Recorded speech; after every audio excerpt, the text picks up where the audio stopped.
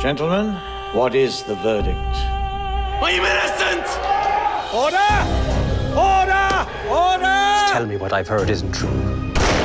These actions are seditious and amount to treason. In the 19th century, 3 epic trials changed the course of Australian history. Even if the girl were of bad character, that did not entitle her to being outraged as if she were a beast. In each case, men were on trial for their lives. I knew the men were guilty of murder, but I would never see a white man hanged for killing a black. And in each courtroom, a jury held the future of Australia in its hands. This series is based on actual court reports which show how the very basis of colonial society was being challenged.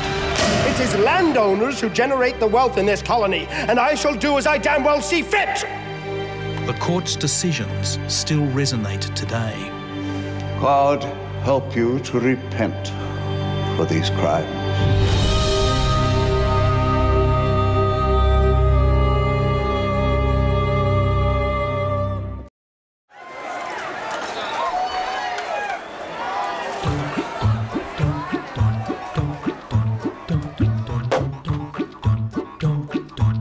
They used to say, Chateau Chunder from down under. So we were climbing a pretty big mountain. Listen, they don't make wine in Australia.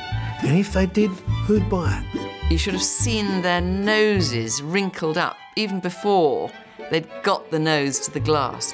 Oh, it was dismissed as a sort of pharmacist's wine. It's the biggest question in the history of wine.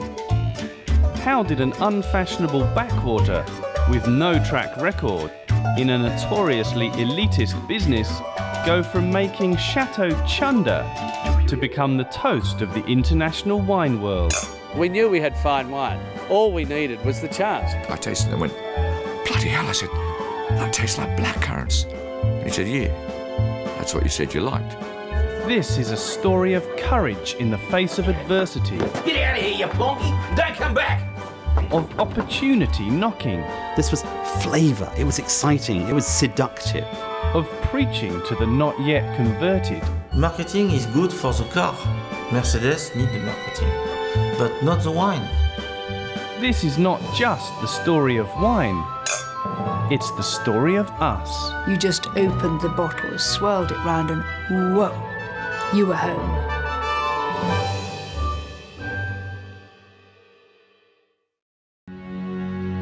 Men and women of Australia, we are at war with Japan.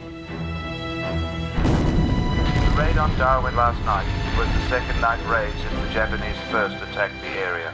We don't know what's going to happen. Darwin's been gone, planes were flying over.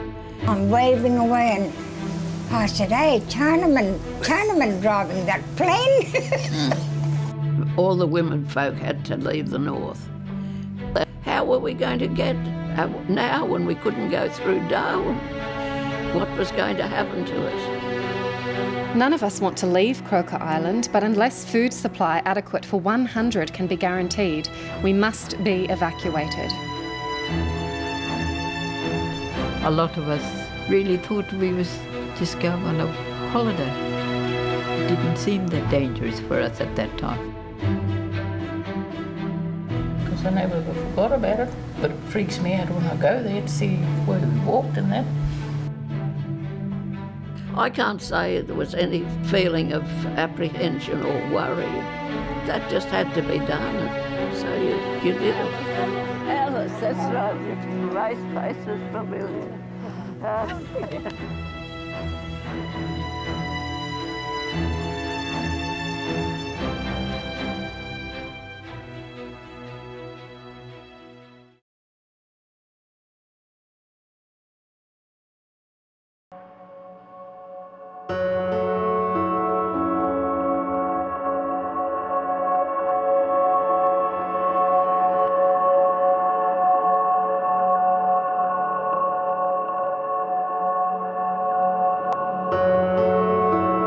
I'm standing on what amounts to a vast reservoir of frozen potential energy.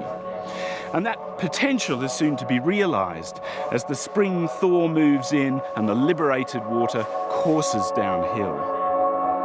And if you want to discover an even more remarkable story of hydropower, you'll need to travel 700 kilometres that way. And the story begins in the middle of a Tasmanian storm.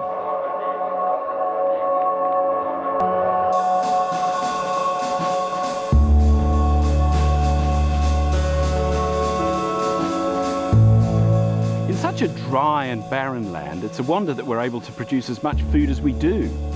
In fact, we dedicate more than 400 million hectares, and that's about half the land surface of our country, to agriculture in one form or another.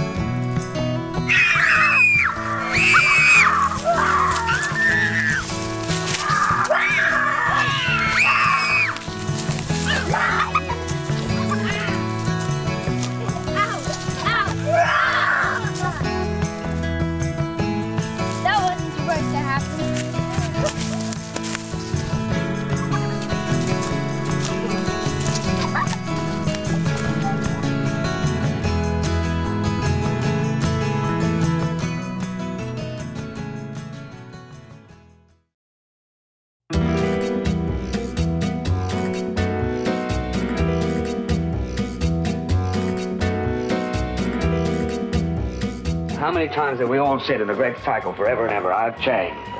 I won't do it again. Please forgive me. Sorry, Lee, I'm not convinced.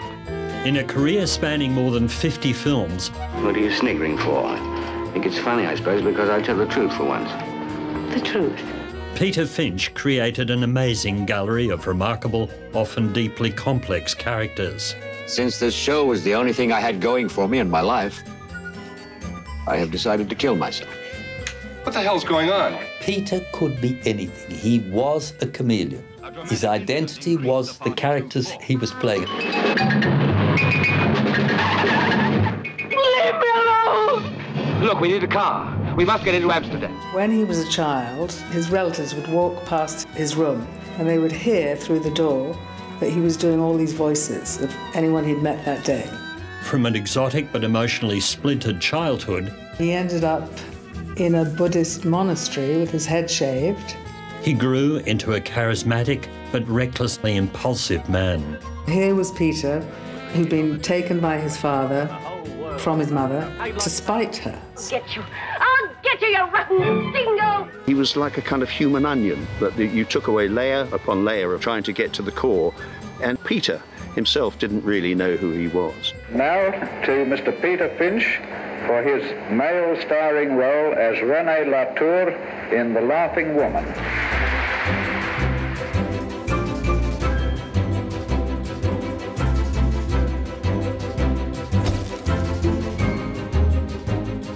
There was a lot of people in her dressing room congratulating her, and she turned and she said, make sure that you bring that clever husband of yours to England. Because of her condition and because of his availability, I guess, an affair between them became almost inevitable.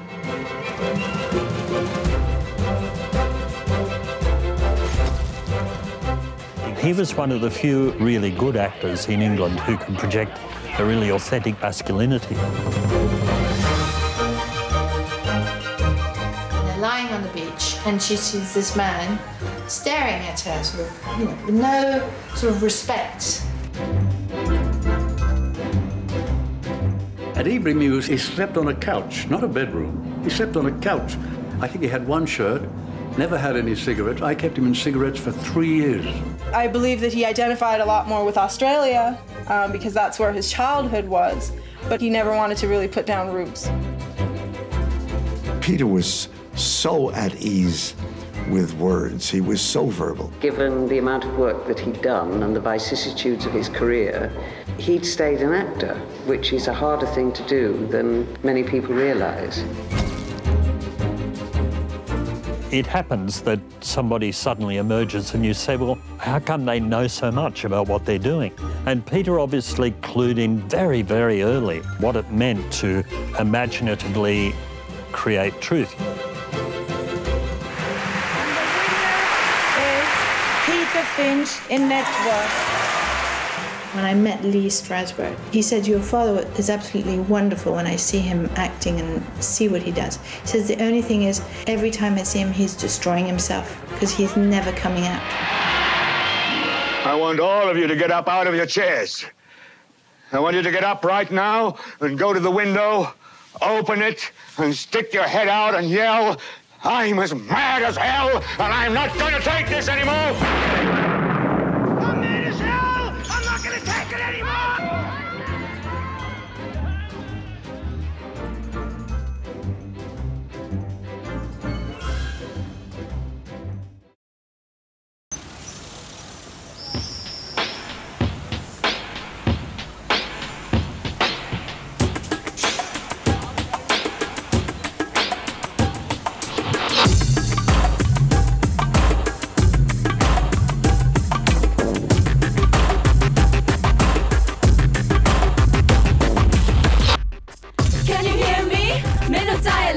Can you hear me? Minodila, ma.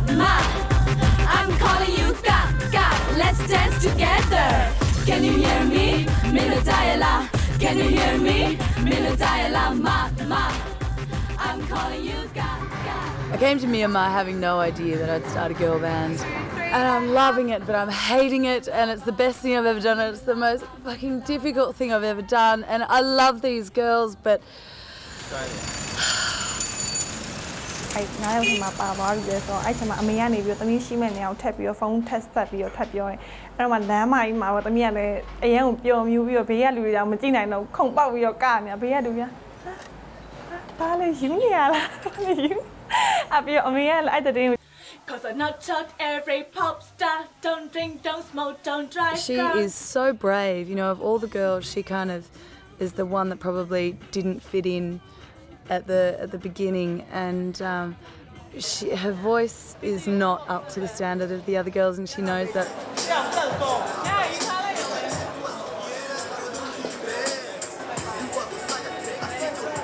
Sure ways where higher or time and the presence you ma the one home now, the moment monogaro at the Lupon Maya Laza Jaro, the Lube Dom who ain't see why down the Wallagaro, the me and tricky down Piene, Alamudi, Jari Lazari, Stationary as we are Masani, Gonoaro, Gano.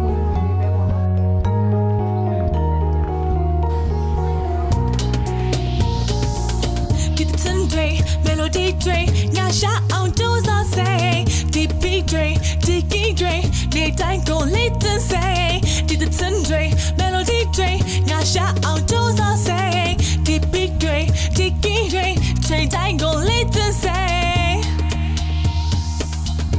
I think today when we performed for Myanmar Times, they said to me, oh good, but one girl cannot sing.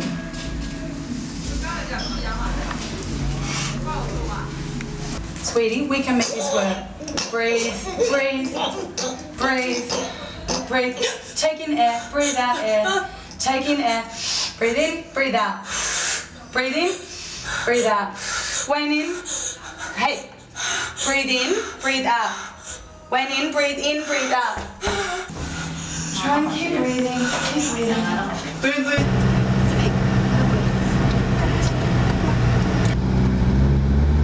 We're nearly there, Wayne, in just 1 minute. A lot of nights I go to bed and wake up in the morning with the thought that I have no right to be here, and I have no right to be fucking with these girls' lives, and I have no right to be pushing these artistic ideals of mine onto them.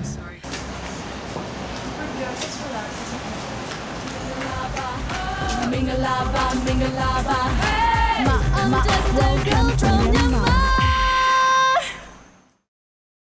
One of the weird things about Australian theatre is that nobody thinks it's weird. I want something that is authentically going to collapse or form in front of my very eyes. It's why I still scream when people do magic tricks. There are boys dressed as women and there are women dressed as men. There are crazy improbable stories. They imported the leads from England or America, and they weren't all stars. Very few of them were. Some of them were the second understudy from the national tour, and that's what got under our skin. Yes, of course they brought in imported artists now and then, but they created a lot of stars. Jill Perryman, Nancy Hayes, Tony Lamond, and the list goes on. The greatest gift an actor can have is a lively imagination. During the season at Belvoir, we had 3 ambulances called at different times in the season, all from heart attacks, what it would call. People literally kind of having palpitations of the heart. When you feel that number of minds is galvanised into one collective experience, it's a pretty untouchable force. Part of the aspect of theatre that I particularly like is the fact that now you see it, now you don't. Once the experience is done, it's past. Dare one say it, like life.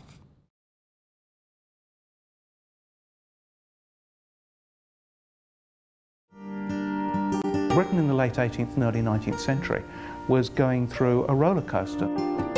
It was a period of transition from a largely agricultural society to a largely industrial society. A whole heap of new laws were being created. So some convicts were literally transported for things that 20 years earlier had not been criminal offences. We're talking about taking kids who are 12, 13 or 14 and sending them to the other side of the world.